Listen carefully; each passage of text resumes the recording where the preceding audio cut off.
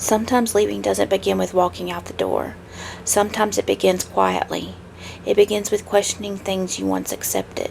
It begins with realizing that the constant fear, the control, the financial abuse, the manipulation, the surveillance, the anger aren't normal parts of a relationship.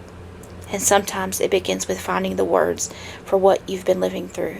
In this entry, I talk about my final year of my relationship with number two, the financial control, the isolation, the constant criticism, the things I was expected to do for him, and the exhaustion that came from living in survival mode.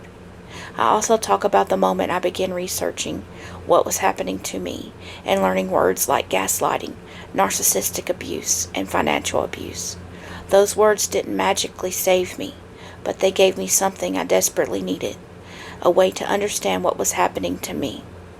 And once I could name it, I could finally begin questioning it. This was also the year I started planning my escape. I didn't know exactly how I was going to leave. I didn't know how I was going to get hundreds or even thousands of miles away. I didn't know how I was going to do it with Puppy, but I knew I couldn't keep living the way it was. Tomorrow's entry is different.